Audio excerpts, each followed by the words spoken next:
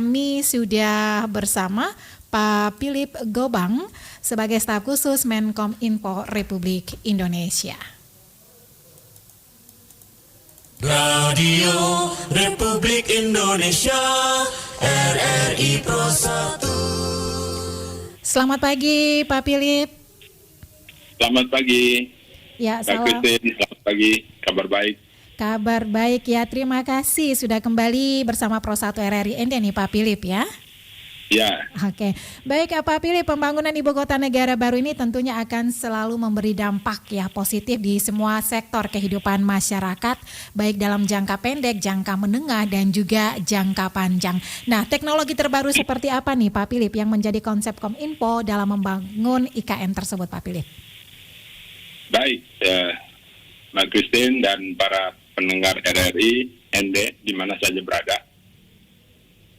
Kita sudah tahu bahwa pemerintah dan DPR sudah menetapkan ibu kota baru ya, di Kalimantan Timur.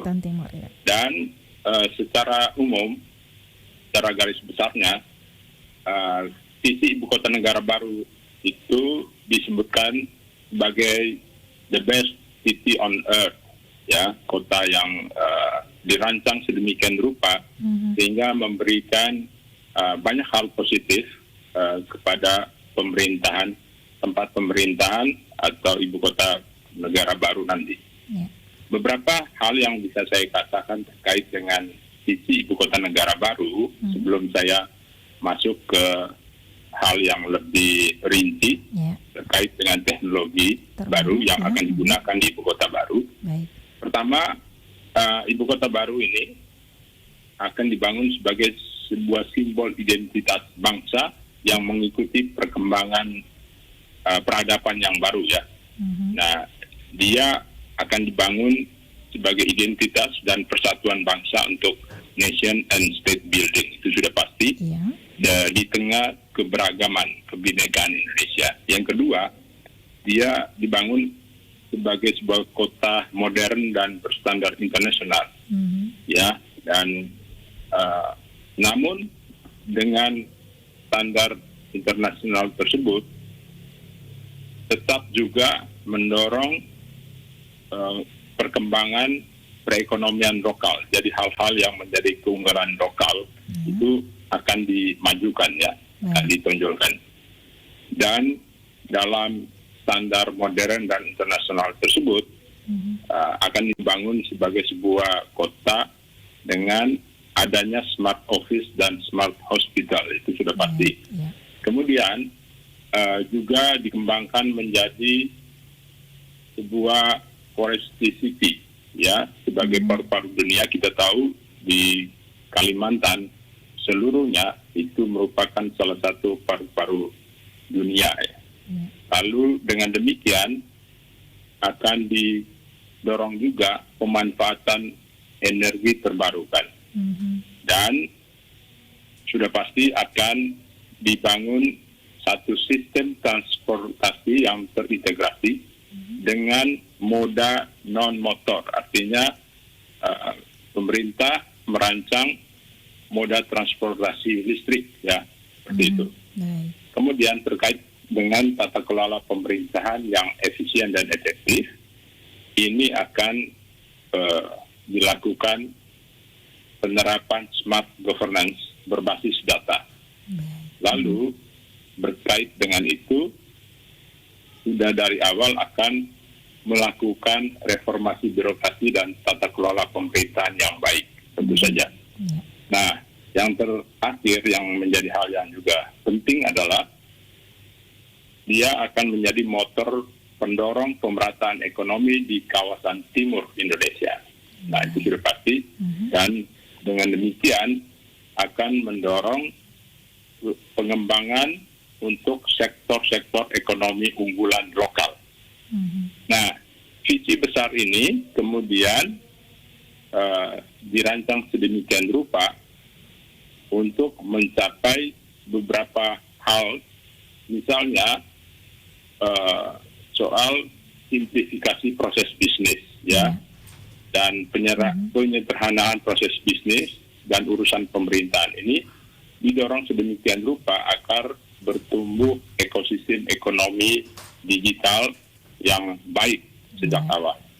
Kemudian pemerintahan berbasis digital, saya sudah sebut tadi, ekosistem ini didorong agar menerapkan strategi transformasi multisektor. Karena itu, sejak awal Kementerian Kominfo yang langsung berkait dengan bagaimana memanfaatkan teknologi baru sudah sejak awal merancang atau terlibat dalam rancangan besar ini agar terbangun sebuah smart city dengan hal-hal yang tadi saya sebutkan sebagai bagian dari visi ibu kota negara baru. Karena itu pemerintahan lokal setempat ya di Kalimantan Timur secara khusus sejak awal telah dilibatkan untuk memastikan sektor-sektor yang menjadi unggulan lokal saat ini akan dikembangkan sedemikian rupa untuk menopang keberadaan ibu kota negara baru di wilayah Kalimantan Timur secara khusus dan Kalimantan pada umumnya. Kurang lebih seperti itu untuk gambaran besarnya. Nah, kemudian gambaran yang lebih spesifik terkait dengan bagaimana infrastruktur digital tadi ditanyakan di awal. Sebetulnya sejak beberapa tahun yang lalu Kementerian Kominfo melalui Bakti Kominfo sudah menggelar pembangunan infrastruktur digital di seluruh kawasan Kalimantan ya.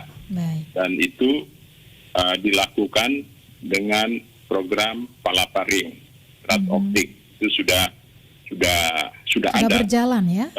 Ya, sudah ada sebetulnya struktur besarnya. Nah, begitu ada keputusan pemerintah dan DPR dengan Undang-Undang IKN menetapkan wilayah baru di Kalimantan Timur sebagai ibu kota negara baru, maka itu akan lebih katakanlah akan lebih mudah karena secara standar infrastruktur dasarnya sudah tersedia. Nah, tinggal begitu secara fisik mulai dibangun bangunan-bangunan untuk kantor-kantor pemerintahan, maka tinggal menarik saja infrastruktur selanjutnya dari titik-titik yang sebelumnya sudah terbangun di sana. Jadi secara fisik persiapan untuk pembangunan infrastruktur digital yang mendukung ibu kota negara baru itu dapat dikatakan sudah siap ya. Dan Bapak Menteri Pak Johnny G. Plate sudah menyatakan bahwa teknologi baru yang akan dikembangkan, teknologi digital yang akan dikembangkan di ibu kota negara baru itu difasilitasi sejak awal dengan 5G, teknologi 5G seperti itu. Dan ini sudah berlangsung seperti itu ya Pak Philips ya. Dan Pak Philips, konsep pembangunan smart city ya seperti yang Anda jelaskan tadi dan juga menggunakan teknologi canggih ini sebenarnya tujuannya apa nih Pak? Dan dampak ikutan untuk wilayah-wilayah lain di Indonesia nih seperti apa Pak? Nah, ini sebetulnya mau tidak mau kita memasuki satu perubahan perkembangan teknologi yang terus bergulir ya. Terus bergulir, dan saat ini kita ketahui di beberapa kota di Indonesia sudah menerapkan teknologi 5G meskipun baru di beberapa titik ya. Tetapi hal ini akan terus berkembang dan mau tidak mau ya kita harus ikut di dalam perubahan atau perkembangan teknologi seperti ini ya. Dan kita tahu bahwa beberapa negara tetangga kita, sebut saja Singapura, Malaysia, sudah memasuki perubahan-perubahan besar terkait dengan perkembangan teknologi digital itu. Dan Indonesia sebagai secara demografi merupakan negara yang besar, luas. Ini secara masif sedang dibangun infrastruktur digital tersebut untuk memastikan ke depan pembangunan ibu kota baru itu didorong sedemikian rupa menjadi smart governance yang memanfaatkan peluang-peluang perubahan yang tadi saya sebut melalui teknologi informatika ya, teknologi digital dalam hal ini. Dan dengan demikian pembangunan ibu kota negara baru yang secara teknologi menerapkan pola teknologi yang baru tadi juga akan mendorong masyarakat di sekitarnya di wilayah ibu kota negara baru itu juga mulai ikut berubah sejalan dengan perkembangan atau perubahan-perubahan yang diterapkan di wilayah ibu kota negara baru untuk mendukung upaya-upaya sosial, ekonomi tidak hanya bagi para pegawai aparat pemerintah yang bekerja di wilayah atau di kantor-kantor pemerintahan di ibu kota negara baru, tetapi juga mendorong pertumbuhan ekonomi sosial masyarakat di wilayah itu. Baik. Supaya juga ikut berkembang sejalan dengan perubahan perkembangan di ibu kota negara baru tersebut. Oke, baik. Begitu. Baik. Jadi ini secara tidak langsung diarahkan untuk bisa mengubah ya cara dan juga budaya kerja sesuai model baru perkembangan teknologi digital seperti itu ya Pak Philip ya. Betul. Oke, baik. Ya. Pak Philip ini Dan, silakan. Sedikit lagi, Ya. transformasi tempat kerja di ibu kota negara baru tersebut diperkuat melalui apa yang disebut flexible working arrangement berbasis digital, Ya. di mana cara kerja akan diarahkan lebih informal, ya, interaktif, kasual, dan tidak terbatas ruang-ruang kantor seperti itu ya. Jadi itu konsepnya betul-betul dibangun dari awal itu sudah ditetapkan konsep-konsep seperti itu ya. Dan perkantoran pemerintahan di ibu kota negara baru seluruhnya akan berbasis konektivitas fisik dan digital ya. Ini dirancang sedemikian rupa dan ini menjadi sebuah, kalau ini selesai akan merupakan sebuah kota yang dirancang betul-betul dengan sejalan dengan perkembangan teknologi terbaru seperti itu ya. Oke, baik. Jadi ini tidak menciptakan kesenjangan antar wilayah seperti itu ya Pak Philip ya. Anda melihatnya seperti apa nih Pak? Ya, karena ini yang menarik ya, dari banyak diskusi yang kita ikuti, menarik bahwa dia berada di titik tengah ya, itu satu. Tetapi yang kedua, yang juga penting, dia posisi ibu kota negara baru secara lokasi dia menciptakan satu kesetaraan pembangunan ya. Ada keadilan pembangunan di situ. Kalau sebelumnya kita cenderung atau condong ke wilayah barat ya. Dengan keberadaannya di tengah, maka ada keseimbangan di sana dengan wilayah lainnya yang selama ini mungkin belum sepenuhnya ikut serta ya secara optimal, yaitu kawasan timur Indonesia tadi saya sudah sebut di awal. Dan dengan demikian ini menciptakan keseimbangan baru dalam pembangunan secara keseluruhan dalam konteks nasional, dan dengan begitu juga mendorong masyarakat di wilayah ibu kota negara baru maupun di wilayah kawasan timur Indonesia lainnya untuk ikut juga berkembang menjadi pendukung tidak hanya untuk ibu kota negara baru, tetapi bagi masyarakat dan daerah setempat. Oke. Jadi untuk penggerak baru untuk perekonomian nasional kita dari seluruh wilayah ya, yang akan mengambil bagian untuk mengisi kebutuhan pembangunan ibu kota negara baru tersebut, seperti itu ya Pak Philip ya. Oke, apa yang menjadi harapan Anda Pak Philip untuk pengembangan IKN ini agar berdampak meluas ya, mungkin bisa menjadi inspirasi bagi wilayah-wilayah lain yang ada di Indonesia nih Pak Philip?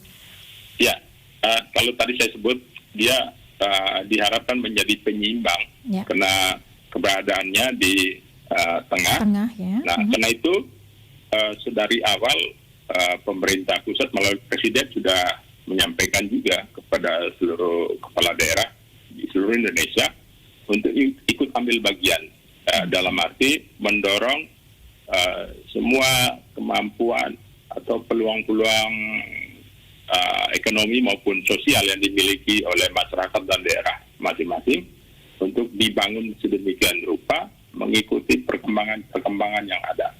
Dan Kementerian Kominfo dalam hal ini dalam 2 tahun terakhir ambil bagian di dalamnya, dan itu dinyatakan dengan pembangunan infrastruktur digital yang dilakukan secara masif di seluruh wilayah Indonesia. Kita harapkan dalam 1 atau 2 tahun ke depan itu sudah selesai digelar ya secara infrastruktur digitalnya, dan dengan begitu maka masyarakat di seluruh wilayah Indonesia sudah terkoneksi akses internet, dan dengan itu maka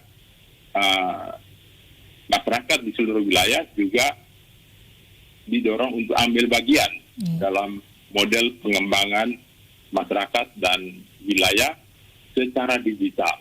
Nah, itu menjadi harapan pemerintah, harapan presiden ya, untuk membangun masyarakat berbasis digital, dan kepentingan itulah didorong agar masyarakat memanfaatkan konektivitas itu untuk mengembangkan usaha-usaha ekonomi sosialnya. Baik. Begitu. Oke, baik, terima kasih Pak Philip untuk waktu bersama Pro 1 RRI ND ya untuk hari ini Pak Philip. Baik, terima kasih, selamat pagi, salam sehat, salam tangguh untuk kita semua. Baik, salam sehat juga dan sukses untuk Pak Philip hari ini. Selamat pagi. Radio